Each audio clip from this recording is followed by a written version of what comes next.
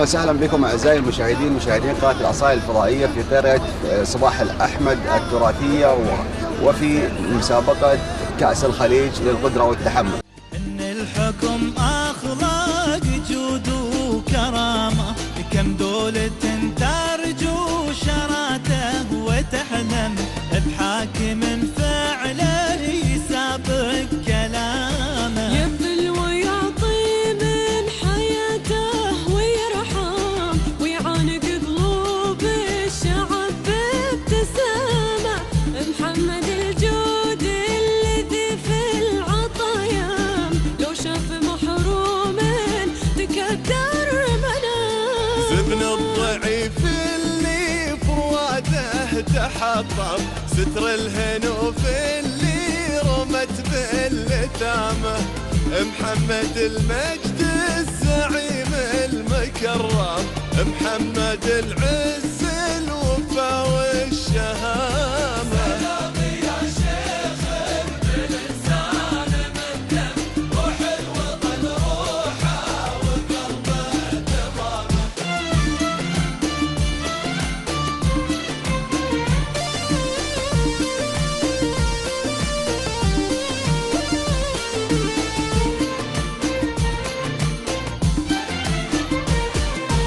محمد القلب الكبير الذي ضم شعب الإمارات الوفي باحترامه. ليث الوغى يوم المناكب تدحم، لهامة تعلو على كل هامه. شعلة عزم لو يرتوي القاع بالدم، تلقى الخصم يعلن شديد انهزامه. كنه إذا يامر يقول الزمن تم، لا مستحيل ولا محال أمامه. وين قبلت حرب المنايا تقدم، فيه الصرامة ما بعدها صرامة. هذا الذي به نفتخر وانت حزام، يوم الزمن يشهر علينا حسام. للمجد ابو راشد لداره تولى، وعرج بها من فوقها من الغمامه. يا كم عليها ارواح ناس تزاحم، تسلب قلوب اهل السمو والفخامه.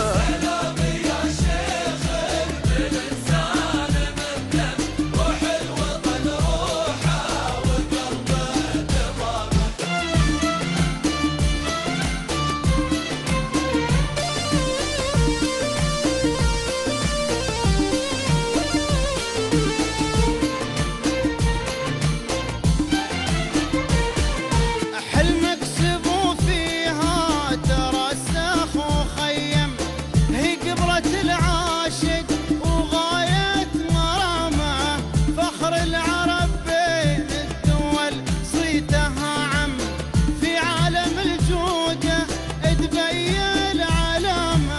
هذه تبين شامخة كلها ونعم، رمز التحدي والفخر والزعامة. في عهد شيخ بالإمارات مهتم، إنسانها قلبه وروحه تمامه. سلام يا شيخ بالإنسان مهتم، روح الوطن روحه وقلبه تمامه. لو إنها الدنيا لها إحساس وفهم، لابد ما تثني وتمدح مقام. من مدرسة زايد وراشد تعلم، ان الحكم اخلاق جود وكرامه. كم دولة ترجو شراته وتحلم بحاكم فعله يسابق كلامه.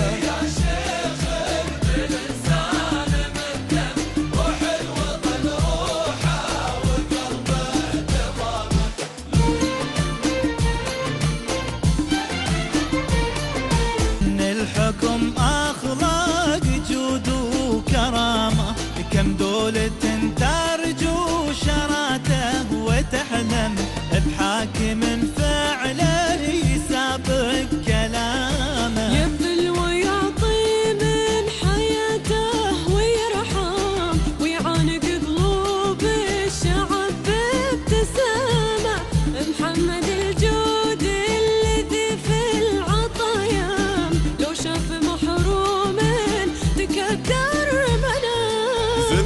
الضعيف اللي فواده تحطم، ستر الهنوف اللي رمت بالتامه، محمد المجد الزعيم المكرم، محمد العز الوفا والشهامه. سلامي يا شيخ بالإنسان من دم، روح الوطن روحه وقلبه تمامه.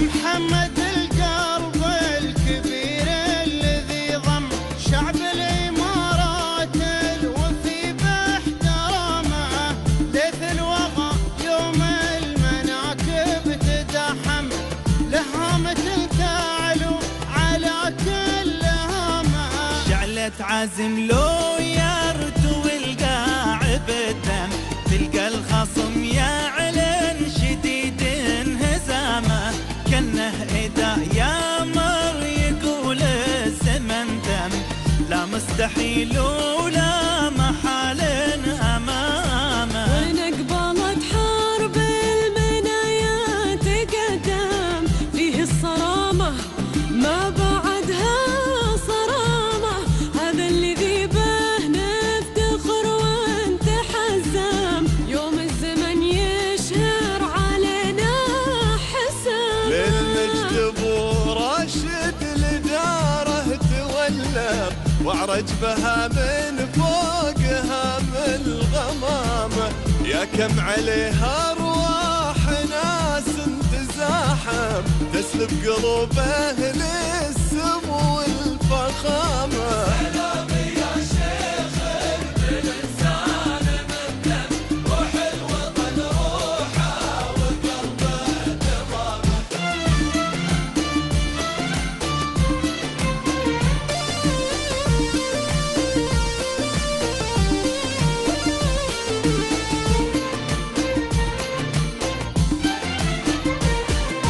حلمك سبو فيها ترسخ وخيم، هي قبرة العاشق وغاية مرامه، فخر العرب بين الدول صيتها عم، في عالم الجودة تبين علامة، هذه تبين الشامخة كلها ونعم، رمز التحدي والفخر والزعامة، في عهد شيخ بالإمارات مهتم، إنسانها قلبه وروحه تمامه. سلام يا شيخ بالإنسان مهتم، روح الوطن روحه وقلبه تمامه، لو إنها الدنيا لها إحساس وفهم، لابد ما تثنيه وتمدح مقامه. من مدرسة زايد وراشد تعلم، ان الحكم اخلاق جود وكرامه، كم دولة ترجو شراته وتحلم، بحاكم فعله يسابق كلامه. يا شيخ بالإنسان من دم، روح الوطن روحه وقلبه تمامه.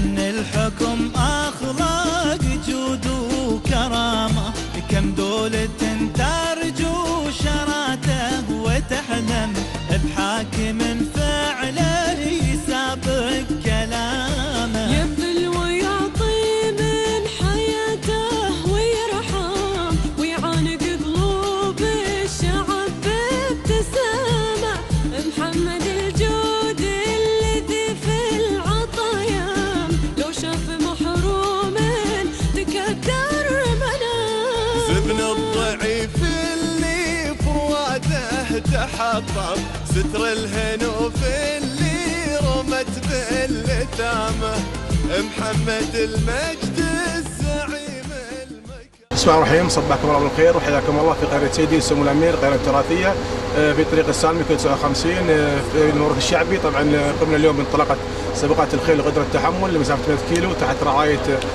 حاكم الدوي ولي عهد الإمارات الشيخ محمد بن راشد المكتوم، بحضور طبعا وتشجيع ودعم ابنه الشيخ حمدان محمد ولي عهد دبي، بدعمهم بهذه المسابقة في هذا التراث، تراث الآباء والأجداد، وتشجيعهم لاخوانهم اهل الكويت واهل الخليج طبعا الامه العربيه في بالنسبه للسباقات الفروسيه وقدرة التحمل. عن طبعا المرحله الثالثه تم انطلاقها طبعا 4 مراحل، المرحله الاولى 30، المرحله الثانيه 30، بعدين 20 كيلو 20 كيلو، وان شاء الله طبعا كل المشاركين فايزين. عدد المشاركين 150 فارس وفارسه اللي تم انطلاقهم الحمد لله بسلامه، وان شاء الله ان جميعهم فايزين في دخولهم في هذا المسابقه. طبعا نشكر الشيخ حمدان محمد لحضوره وركوبه طبعا اليوم الخيل مع اخوانه اهل الكويت، وهذا مو غريب عليهم، تشجيعهم لهذا التراث، تراث الاباء والاجداد طبعا في قريه سيدي سمو الامير. وهذه السباقات تشجع الاخوان واحتكاك والفروسيه ومنافسه شريفه، وان شاء الله طبعا كلهم يكونوا سالمين وفايزين ان شاء الله مع اخوانهم. طبعا الجوائز قيمه، 10 سيارات، جوائز نقديه قيمه، والله يوفق الجميع.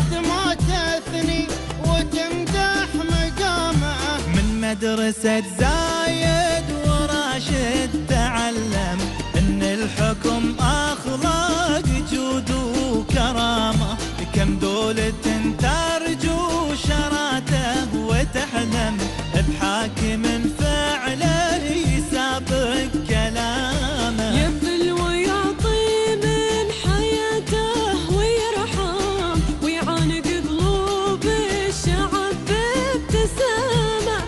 محمد الجود الذي في العطايا لو شاف محروم تكدر منام. زبن الضعيف اللي فرواده تحطم، ستر الهنوف اللي رمت بالتامه. محمد المجد الزعيم المكرم، محمد العز الوفا والشهامه.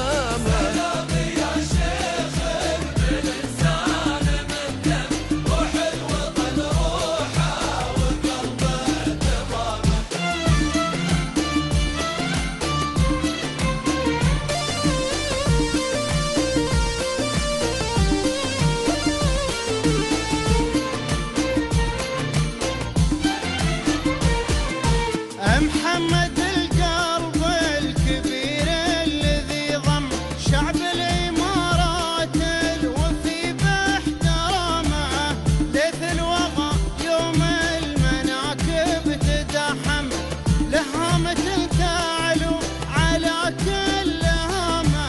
شعلة عزم لو يرتوي القاع بالدم، تلقى الخصم يعلن شديد انهزامه، كنه إذا يامر يقول الزمن دم، لا مستحيل ولا محال أمامه. وين قبلت حرب المنايا تقدم، فيه الصرامة ما بعدها صرامة، هذا اللي ذيبه نفتخر ونتحزم، يوم الزمن يشهر علينا حسام. للمجد ابو راشد لداره تولى، وعرج بها من فوقها من الغمامه، يا كم عليها ارواح ناس تزاحم، تسلب قلوب اهل السمو والفخامه.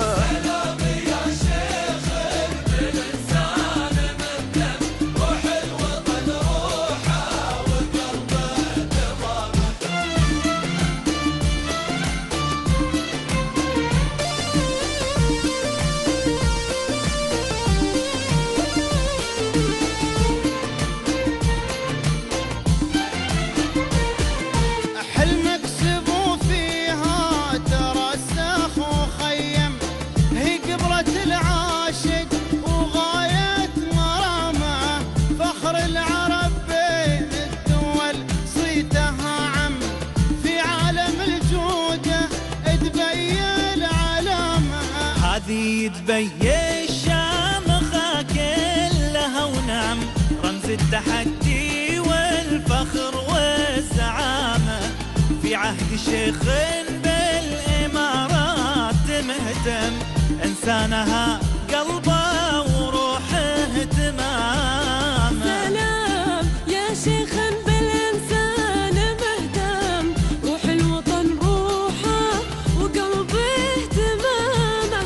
لو إن هالدنيا لها إحساس وفهم، لابد ما تثني وتمدح مقام. من مدرسة زايد وراشد تعلم إن الحكم أخلاق جود وكرامة. كم دولة ترجو شراته وتحلم بحاكم فعله يسابق كلامه.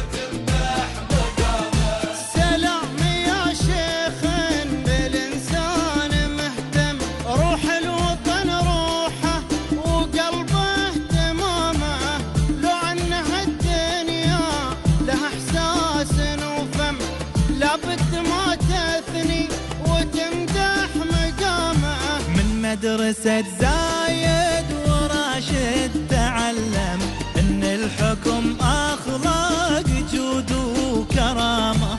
كم دولة ترجو شراته وتحلم بحاكم فعله يسابق كلامه. يبذل ويعطي من حياته ويرحم، ويعانق قلوب الشعب بابتسامة. محمد الجود الذي في العطايا، لو شاف محروم تكدر منام. زبن الضعيف اللي فواده تحطم، ستر الهنوف اللي رمت بالتامه. محمد المجد الزعيم المكرم، محمد العز الوفا والشهامه.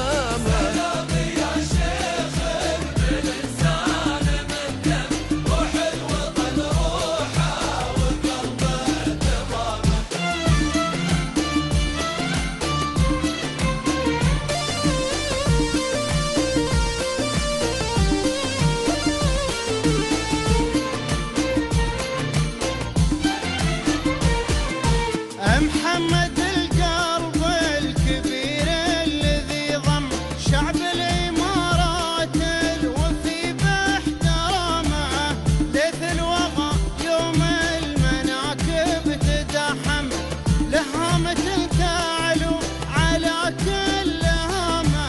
شعلة عزم لو يرتوي القاع بالدم، تلقى الخصم يعلن شديد انهزامه. كنه إذا يامر يقول الزمن دم، لا مستحيل ولا محال أمامه. وين قبلت حرب المنايا تقدم، فيه الصرامة ما بعدها صرامة. هذا اللي ذيبه نفتخر ونتحزم، يوم الزمن يشهر علينا حسام. للمجد ابو راشد لداره تولى، وعرج بها من فوقها من الغمامه. يا كم عليها ارواح ناس تزاحم، تسلب قلوب اهل السمو والفخامه.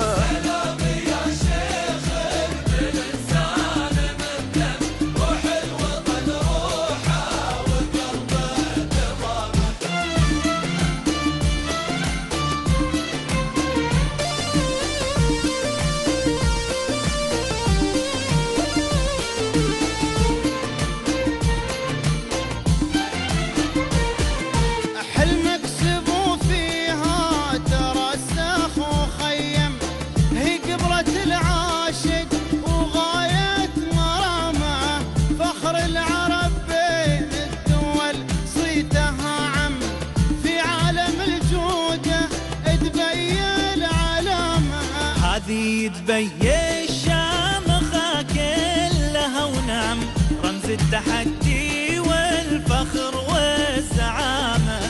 في عهد شيخ بالإمارات مهتم، إنسانها قلبه وروحه تمام. سلام يا شيخ بالإنسان مهتم، روح الوطن روحه وقلبه تمامه. لو إن هالدنيا لها إحساس وفهم، لابد ما تثني وتمدح مقام. من مدرسة زايد وراشد تعلم إن الحكم أخلاق جود وكرامة. كم دولة ترجو شراته وتحلم بحاكم فعله يسابق كلامه.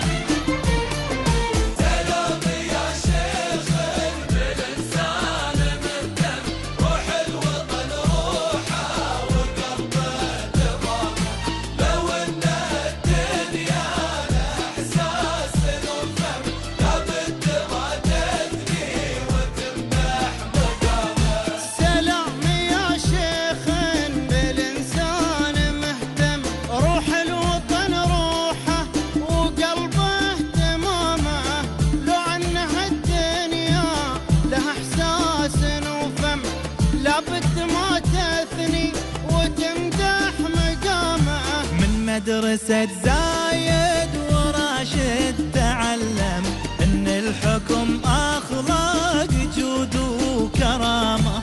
كم دولة ترجو شراته وتحلم بحاكم فعله يسابق كلامه. يبذل ويعطي من حياته ويرحم، ويعانق قلوب الشعب بابتسامة. محمد الجود الذي في العطايا، لو شاف محروم تكدر منام. زبن الضعيف اللي فرواده تحطم، ستر الهنوف اللي رمت باللثامة. محمد المجد الزعيم المكرم، محمد العز الوفا والشهامة.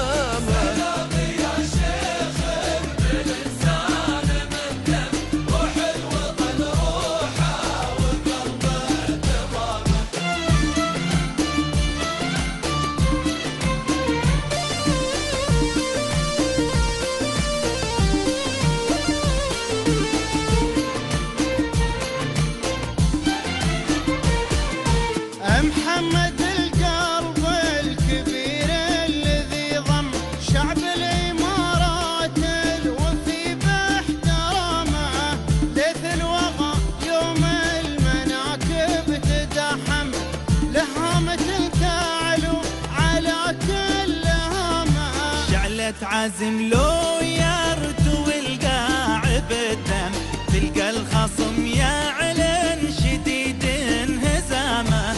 كنه إذا يامر يقول الزمن دم، لا مستحيل ولا محال أمامه. وين قبلت حرب المنايا تقدم، فيه الصرامة ما بعدها صرامة.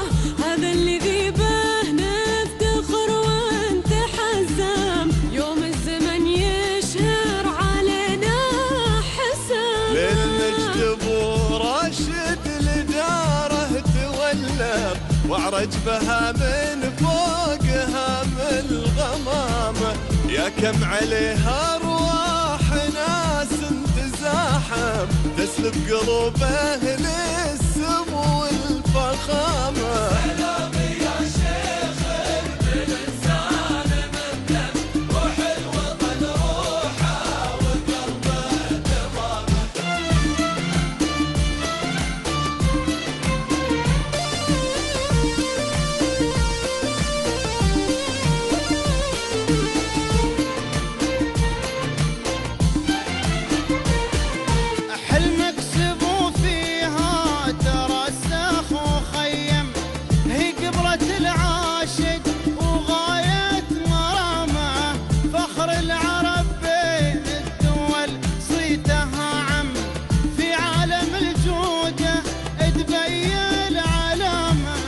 هذه دبي الشامخة كلها ونعم، رمز التحدي والفخر والزعامة.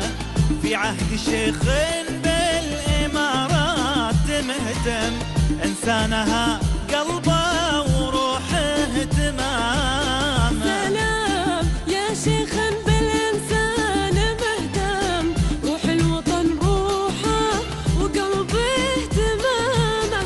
لو إنها الدنيا لها إحساس وفهم، لابد ما تثني وتمدح مقام. من مدرسة زايد وراشد تعلم إن الحكم أخلاق جود وكرامة. كم دولة ترجو شراته وتحلم بحاكم فعله يسابق كلامه.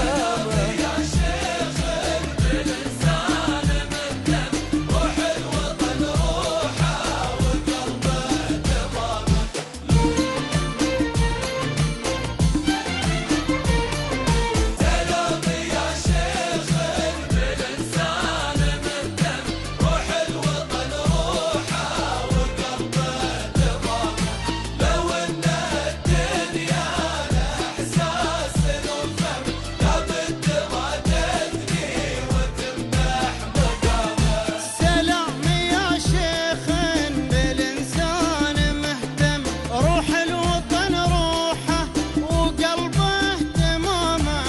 لو عنها الدنيا لها إحساس وفهم، لابد ما تثني وتمدح مقامه. من مدرسة زايد وراشد تعلم إن الحكم أخلاق جود وكرامة. كم دولة ترجو شراته وتحلم بحاكم فعله يسابق كلامه. يبذل ويعطي من حياته ويرحم، ويعانق قلوب الشعب بابتسامة. محمد الجود الذي في العطايا، لو شاف محروم تكدر منام. زبن الضعيف اللي فواده. في هذه المتابعة لقرية سمو سيدي قائد الإنسانية الشيخ صباح الأحمد الجابر الصباح في دولة الكويت، لهذه القرية التراثية التي حضنت اليوم أصحاب السمو بمشاركتهم لكأس الخليج، ولهذه البصمة الواضحة من سموه الكريم حفظه الله ورعاه سمو الشيخ محمد بن راشد آل مكتوم نائب رئيس الدولة ورئيس مجلس الوزراء وحاكم دبي على جهوده الطيبة المخلصة. ويستاهل التحية اليوم لكسب حقيقة وجوده الطيبة والتصفيق الحار له. شكرا لسمو سيدي قائد الإنساني اللي اتاح الفرصة لهذا المهرجان الكبير في دولة الكويت لكأس الخليج لمثل هذه المشاركة. الآن معالي الشيخ علي الجراح الصباح نائب وزير الديوان الأميري، وسمو الشيخ حمدان بن محمد بن راشد آل مكتوم ولي عهد دبي في مشاركته اليوم بطلا لكأس الخليج. نقول ألف ألف ألف مبروك لسمو الشيخ حمدان لحصوله على هذا الكأس. وسعادة المستشار محمد ضيف الله بن شرار مستشار سمو سيدي قائد الإنسانية بجهودهم الطيبة والمخلصة ونجاح وتطور لهذا المهرجان الكبير كأس الخليج للمرة الأولى يحدث في تاريخ دول مجلس التعاون الخليجي العربي في مشاركتهم لهذا اليوم. نقول ألف مبروك ألف مبروك لحصولهم اليوم على أول نقطة خليجية سمو الشيخ حمدان بن محمد بن راشد آل مكتوم. ألف ألف مبروك.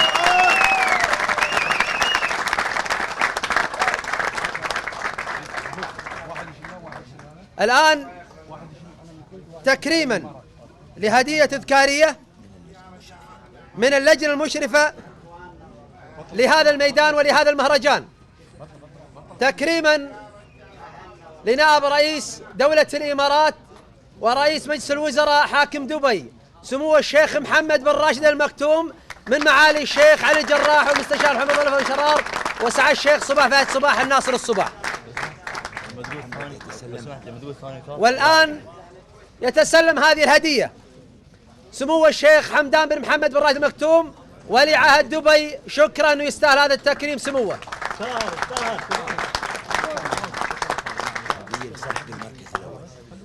الآن جائزة المركز الأول يدحم الميادين بأوسع أبوابها سمو الشيخ حمدان بن محمد بن راشد المكتوم. ألف مبروك. مبروك مبروك يستاهل، مبروك يستاهل هذا الناموس لحصوله على هذا الإنجاز، وأول نقطة خليجية اليوم توضح حقيقة بصمة عالمية لسموه الكريم ويستاهل.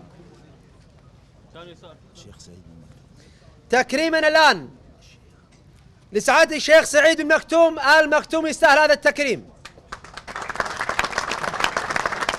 تفضل. يستاهل سعيد بن مكتوم آل مكتوم يستاهل هذا التكريم.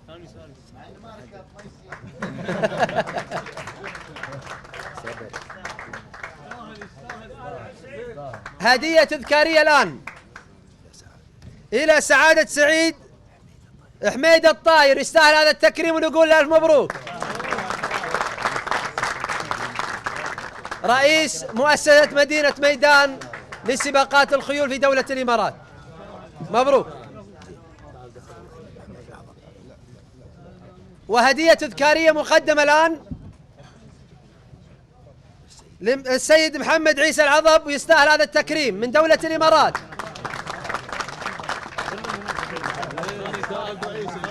يستاهل.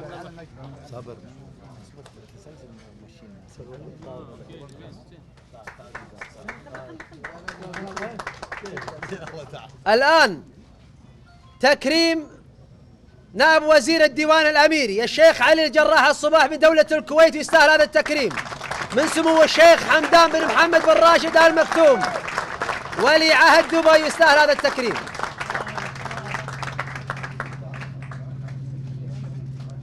يستاهل. شكرا لسموك وشكرا لمعاليك. تكريم مستشار سمو سيدي أمير الكويت محمد ضيف الله بن شرار يستاهل، والمشرف العام لقرية صباح الأحمد التراثية.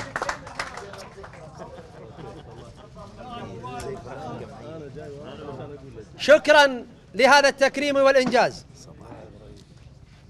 نائب رئيس اللجان لقرية سموه الكريم حفظه الله ورعاه سعادة الشيخ صباح فهد صباح الناصر الصباح يستاهل هذا التكريم.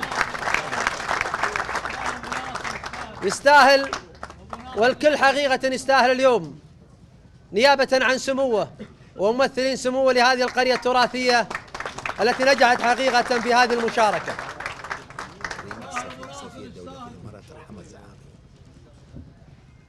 وتكريم الآن سعادة سفير دولة الإمارات العربية المتحدة الشقيقة لدى دولة الكويت ارحمها الزعابي ويستاهل هذا التكريم.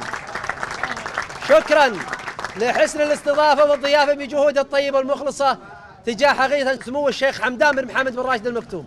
وهذه اللقطة التذكارية الآن لسموه الكريم.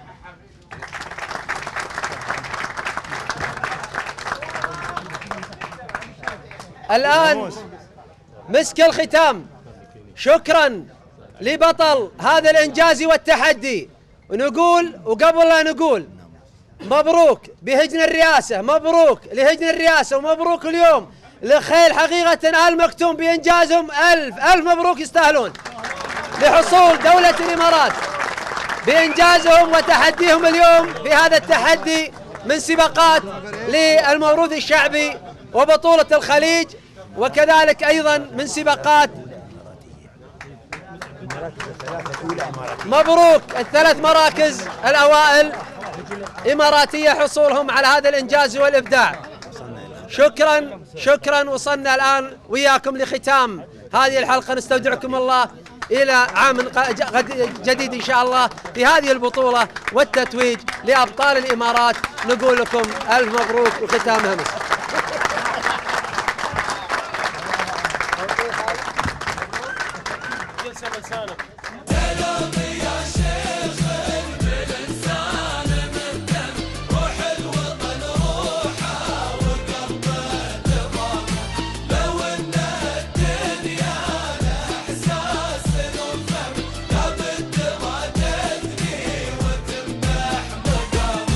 سلام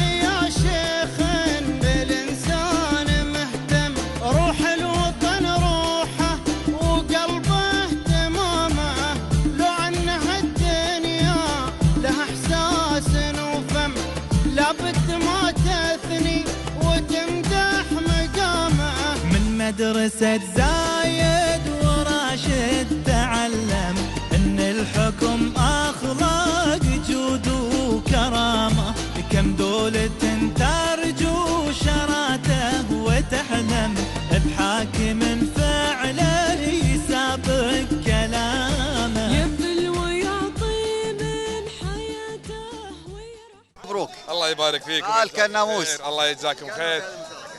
وناموسنا اليوم يوم حضور الشيخ حمدان بن محمد بن راشد آل مكتوم، حضوره في قرية صاحب السمو القرية التراثية، يعني هذا أكبر ناموس لنا لله الحمد. وأشكر صاحب السمو وحاكم دبي الشيخ محمد بن راشد مكتوم على دعمه لهذه البطولة، ودعم للأمانة يعني لا يوصف. دائما سباقين في رياضة الخيل والفروسية والقدرة والتحمل بالذات، ولله الحمد اليوم ناموسنا ناموس الجميع والكل منومس. 10 سيارات واللي يخلص الريس ياخذ له جائزة. الله يطول عمرك. المبروك الله يبارك فيك. الله يجزاكم خير. شكرا قناة صايل على هالتغطية الطيبة. تسلم. شكرا طال عمرك.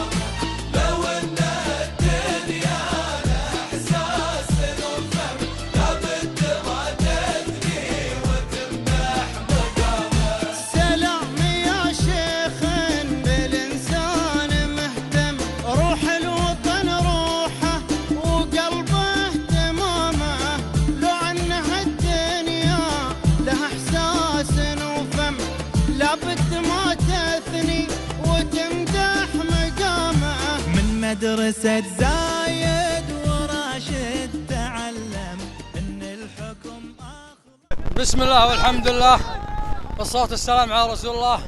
نشكر الشيخ حمدان ونشكر اللجنة المنظمة ونشكر الجمهور، ونقول هارد لك اللي خسر أو صار له ظرف أو صدفة، ونتمنى لهم الفوز فرصة ثانية والجايات أكثر إن شاء الله. جزاكم الله خير. باسمي وباسم فرسان الوفرة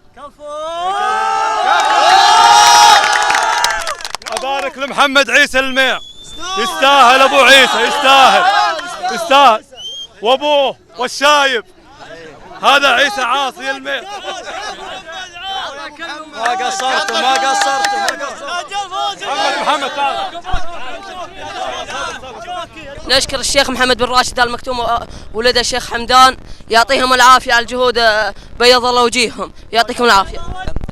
بخصوص سباق اليوم هذا يعتبر إنجاز كبير للفروسية الكويتية عامة وللقدرة والتحمل خاصة.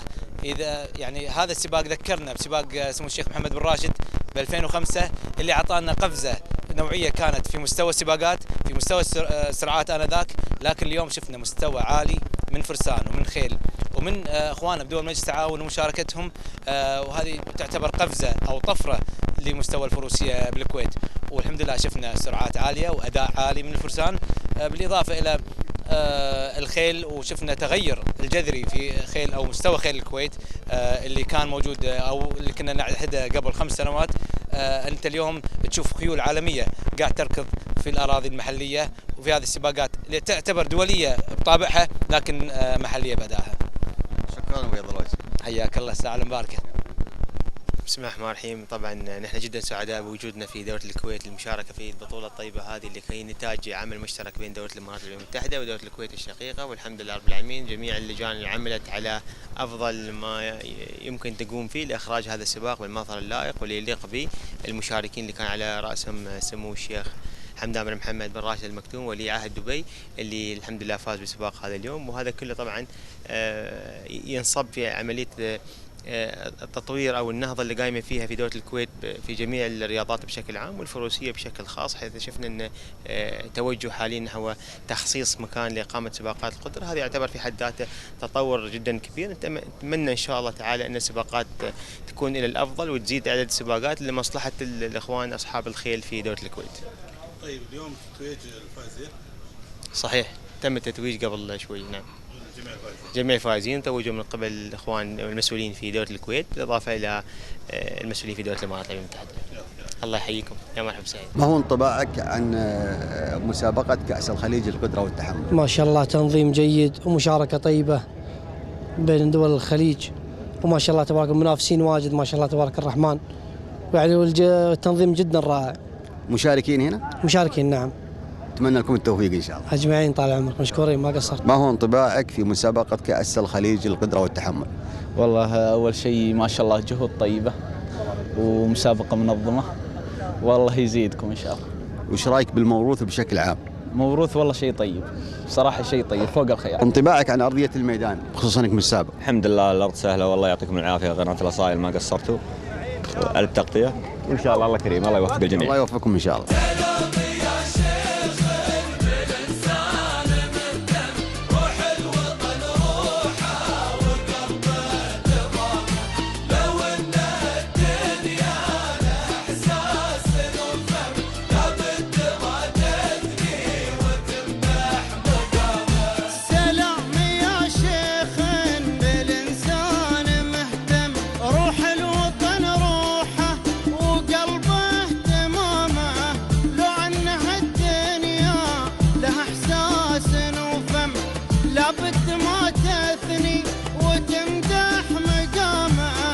مدرسة زايد وراشد تعلم ان الحكم اخلاق جود وكرامة، كم دولة ترجو شراته وتحلم بحاكم فعله يسابق كلامه، يبذل ويعطي من حياته ويرحم ويعانق قلوب الشعب بابتسامة. محمد الجود الذي في العطايا لو شاف محروم تكدر منام. زبن الضعيف اللي فرواده تحطم، ستر الهنوف اللي رمت باللتامة. محمد المجد الزعيم المكرم، محمد العز الوفا والشهامة.